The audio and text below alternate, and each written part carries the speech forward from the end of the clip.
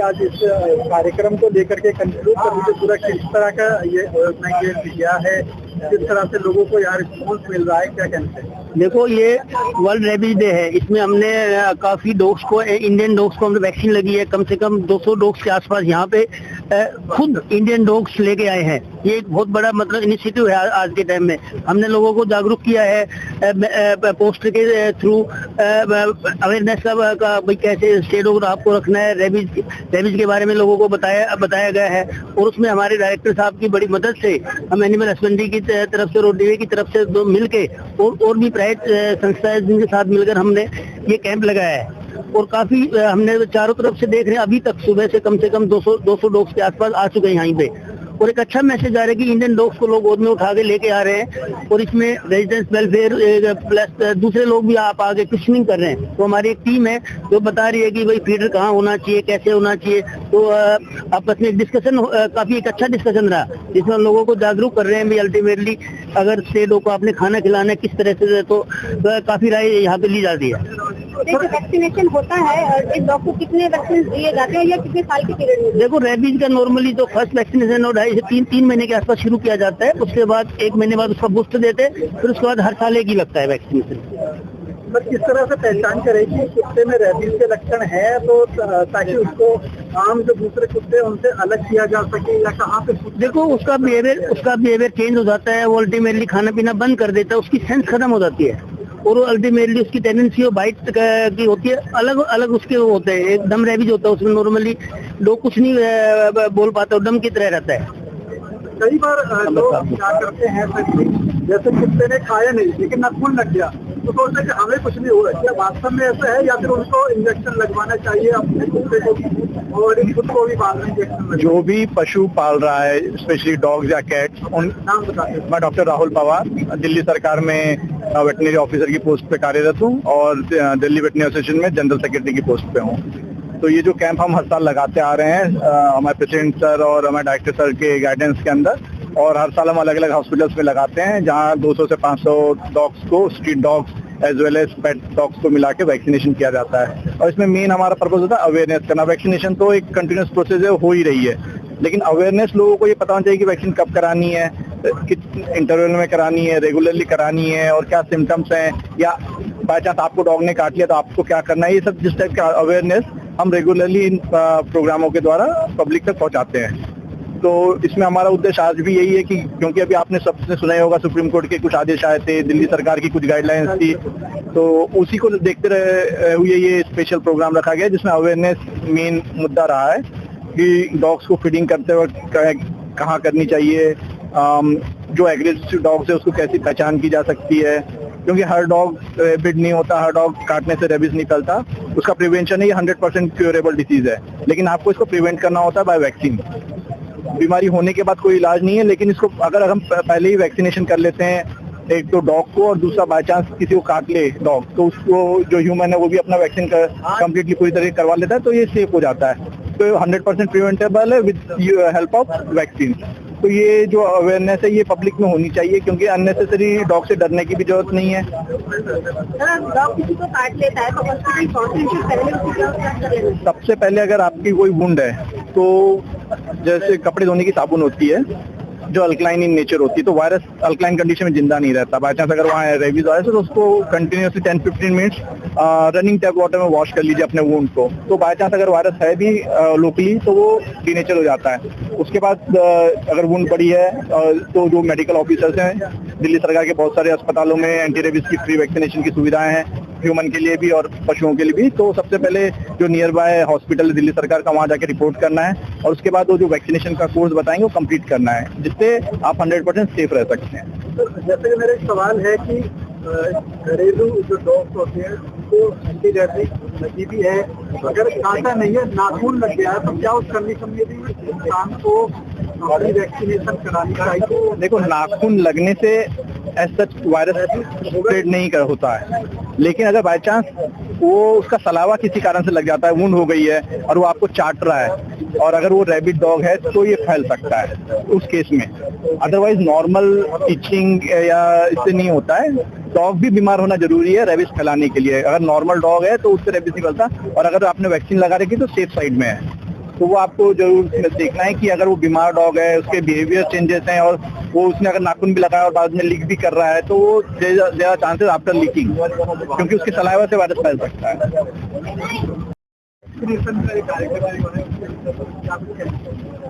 देखिए, मैं सबसे पहले हमारे जो डॉक्टर गीता, डॉक्टर विजय यादव और हमारे विभाग के सभी डॉक्टर्स का, सभी कर्मचारी का, सभी अधिकारियों का धन्यवाद करूंगा कि उन्होंने इतना बड़ा इनिशिएटिव लिया। वर्ल्ड रेबीज डे पे ये एक मेगा कैंप का आयोजन करने का संकल्प किया और उस संकल्प को पूरा किया। जो भी इसमें पार्टिसिपेट कर रहे हैं, हमारे प्राइवेट पार्टनर्स भी और बहुत सारे सहयोगी, मैं उनका भी धन्यवाद करूंगा। दिल्ली सरकार की तरफ से मैं निदेशक पशुपालन विभाग इन सभी पार्टिसिपेंट्स का, और जिन लोगों ने, जिन पशुपालकों ने, जिन पेट ऑनर्स ने इसमें हिस्सा लिया, मैं उनके लिए भी, उनका भी धन्यवादी हूँ। और इस दिल्ली को रेबीज रहित बनाने के कार्यक्रम में ये एक महत्वपूर्ण स्टेप है और ये एक हमारा इनिशिएटिव है, ये एक हमारा स्टार्टिंग पॉइंट है। हम इसके साथ आगे बढ़ेंगे। हमारा और दिल्ली सरकार का संकल्प है कि 2030 तक दिल्ली को रेबीज मुक्त करना है, और उसी दिशा में, उसी अभियान की दिशा में ये हमारा पहला प्रयास है, और इस प्रयास को हम आगे भी जारी रखेंगे। हमारी जो विभाग के सभी डॉक्टर्स हैं, सभी कर्मचारी हैं, और सभी लोग इसमें लगे हुए हैं, और हम कोशिश करेंगे कि हम अपने संकल्प में सफल रहें और दिल्ली को रेबीज मुक्त, इस बीमारी से मुक्त बनाने की दिशा में प्रयास करते रहें। धन्यवाद।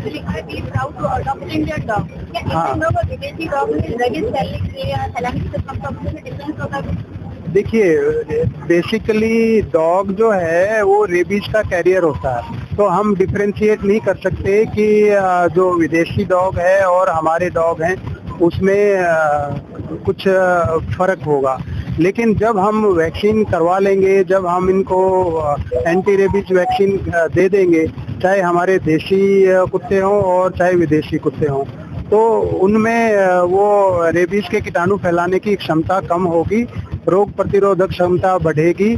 और इस दिशा में एक ये प्रयास इसलिए भी है क्योंकि हमारे देशी नस्ल के जो कुत्ते या जो भी देशी नस्ल के पशु होते हैं, वो रोग प्रतिरोधक क्षमता में जो हमारी विदेशी नस्लें हैं उनसे ज़्यादा प्रवीण हैं, उनसे ज़्यादा सक्षम हैं। इसीलिए हमारा प्रयास है, क्योंकि ये वर्षों से इस एनवायरनमेंट में पले बढ़े होते हैं और वो रोग प्रतिरोधक क्षमता इनमें ज़्यादा होती है। तो हमारा प्रयास है कि जो हमारे डॉग्स, जो नेटिव डॉग्स हैं, नेटिव ब्रीड्स हैं, उनको एक्सेप्ट करें, उनको अडॉप्ट करें।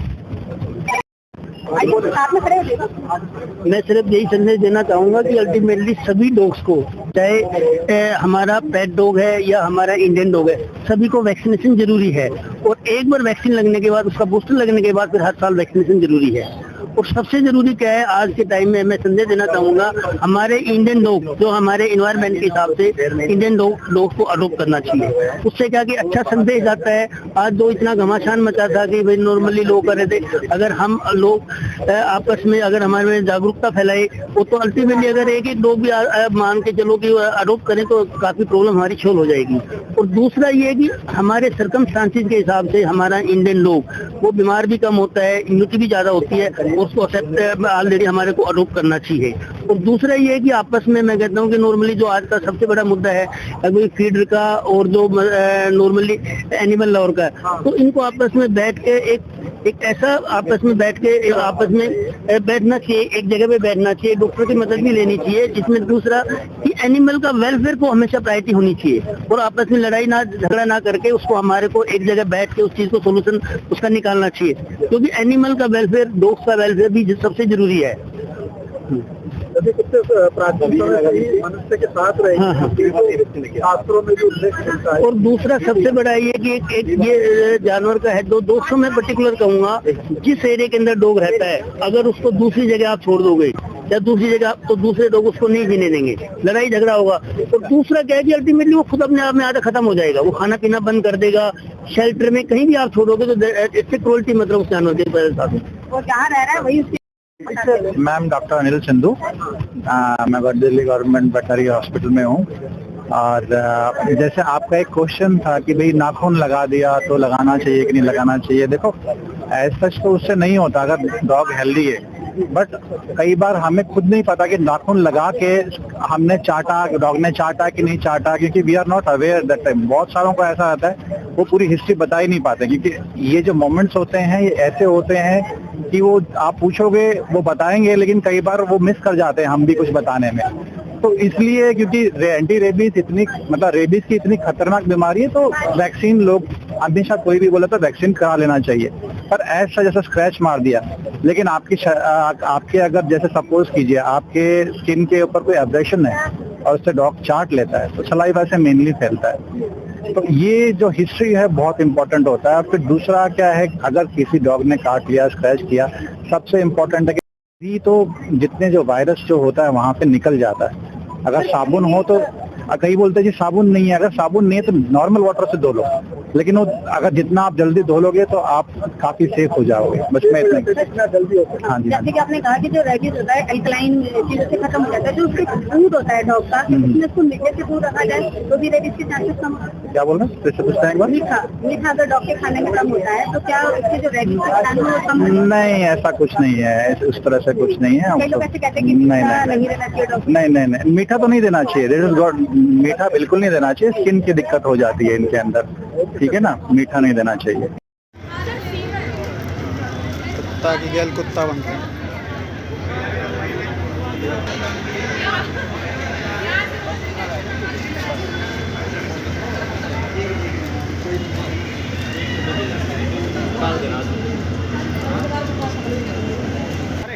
हम तो नौकर आदमी हैं।